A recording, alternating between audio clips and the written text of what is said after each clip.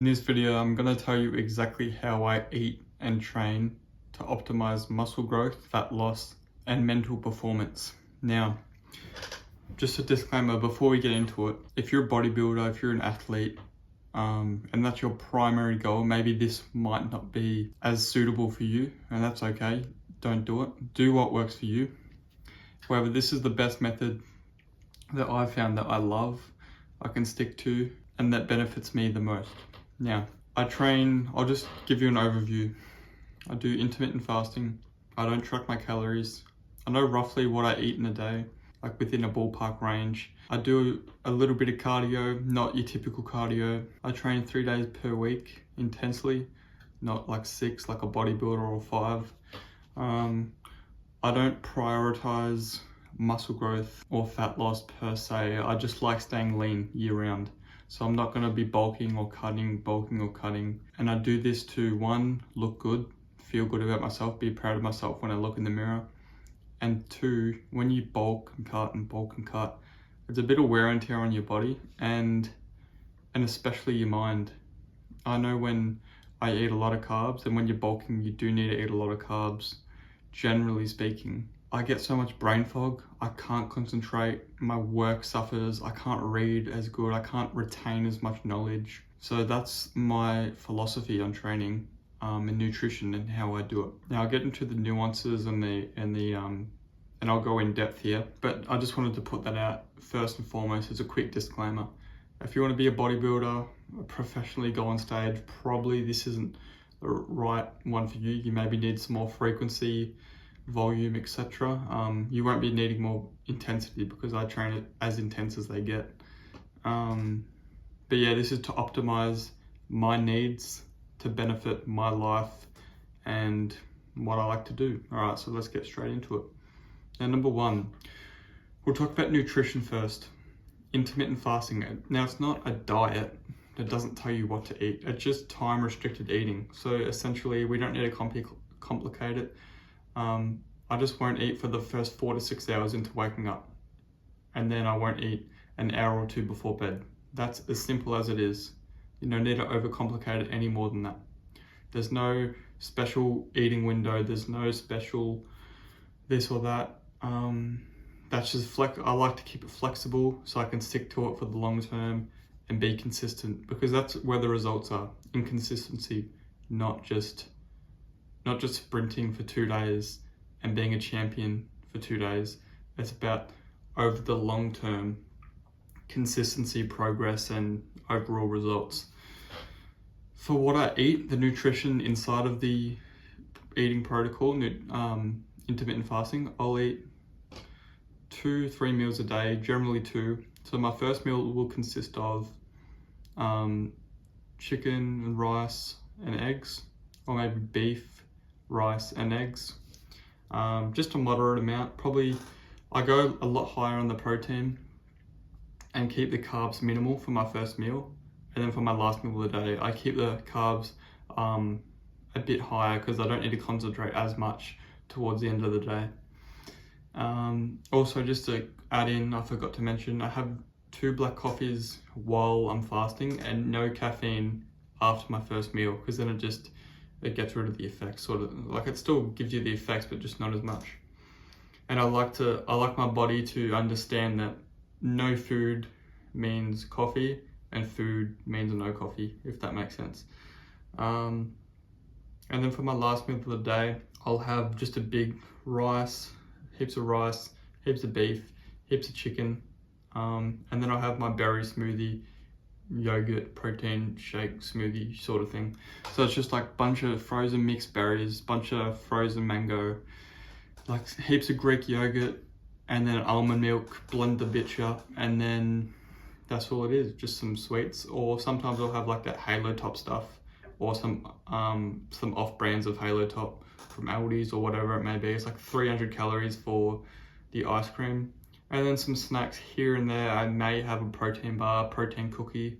My favorite ones are the Quest choc chip cookie protein bars, and then you can just get the cookies, the protein cookies. Recently, so my brother bought me some vegan protein powder for Christmas. Now, I'm not vegan by any stretch of the imagination. However, vegan protein powder is superior to whey because if you're like me and majority of people that have they're like lactose intolerant, when you have that whey protein, that goes through you like and you don't want to see what comes out the other side. It's not good. So it upsets the stomach, disrupts the digestion, or stops me from focusing as much, stops me from just doing daily things, because when you feel sick in the stomach, it's not a good feeling and you can't really go about your day as you were when you didn't have a disrupted stomach.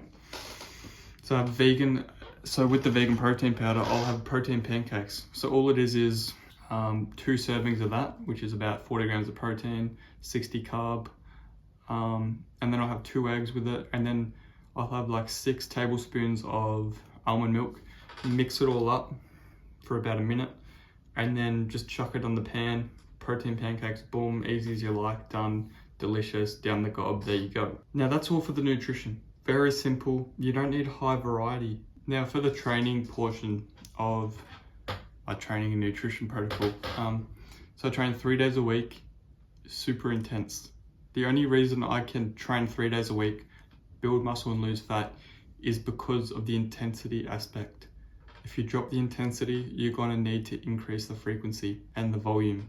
The reason I do low frequency training, i.e. 3 days per week, is because for me, my goals are based around business, which means I need maximal concentration, mental clarity, and cognitive function.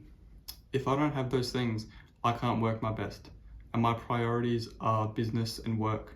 They're not bodybuilding anymore. Obviously, I love bodybuilding. I love looking good. I do look good. I love training. I train hard, but not frequently. It's a great passion of mine. However, I don't do bodybuilding professionally. I'm not getting paid as a fitness model, anything like that.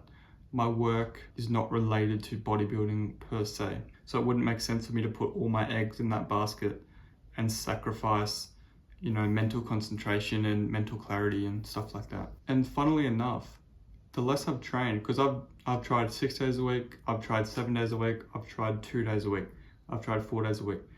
3 days a week seems to be the sweet spot for me. 1, it's enjoyable. 2, if you're not consistent on that, there's something wrong, because you're only training 3 out of 7 days a week. And thirdly, I've gained more muscle training less than I did training more. As soon as I cut back the volume, I noticed great strength gains, like really good strength gains, because the recovery goes through the roof. I was able to push way harder for way longer, training less frequency per week, and I felt so much better. So it's a no-brainer for me to train 3 days a week. For you, you might love it so much that you need to train 6 days a week, and that's completely fine. Maybe you don't love it as much, so you might train 2 days a week, 3 days a week, whatever your goals are, but I'm just saying what worked for me. Now Monday, it'll prioritize chest and arms. So I'll do incline movement, so incline bench press, because not many people have that developed upper chest. It's pretty rare, and that's what makes your physique so much more aesthetic. If you just have a droopy powerlifter's chest, they've got like the bottom chest, but they don't have much, and it looks a bit droopy, and they don't have that plate of armor, which is the upper chest, which I love to build. So I'll do a heavy incline movement, which will be incline bench press with barbell. You can do dumbbell, that works too. And then my second movement will be a heavy dumbbell press, flat, so a flat movement. You can either do flat bench press, flat dumbbells, whatever it may be. My third exercise, I'll do bicep curls, heavy bicep curls. For my fourth exercise, I'll do skull crushers or overhead tricep extensions. And then for my fifth exercise, I'll do reverse flies. So they just build your rear delts. Now for Wednesday, it's legs. Sometimes I go with, so this is workout B. Generally I'll do squats, Romanian deadlifts, calf raises, leg extension, and leg curls. 5 exercises, really nailing down the fundamentals, the foundations, and training super intense. And that's why I only need 1 leg day per week to grow my legs. Now for Friday, workout C, we'll prioritize shoulders, back, a little bit of chest, and some arms. So I'll do like a chin up, weighted chin up, usually 30 pounds or so. For my main one, I'll do overhead press, like heavy as fuck. Then I'll do a lateral raise. I'll do either flies or I'll do fly press on the chest, and then to finish it off, I'll do hammer curls and just some heavy traps towards the end. And then, so that's my training portion done. Now cardio, what I do for cardio is just go for walks.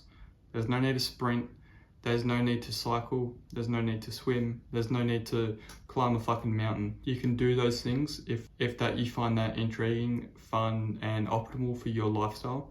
However, that's not optimal for my lifestyle, hence why I don't do that. Walking for me allows me to get ideas flowing. It allows me to learn while I'm walking. It allows me to socialize with people, maybe grab a coffee, things like this. I enjoy it.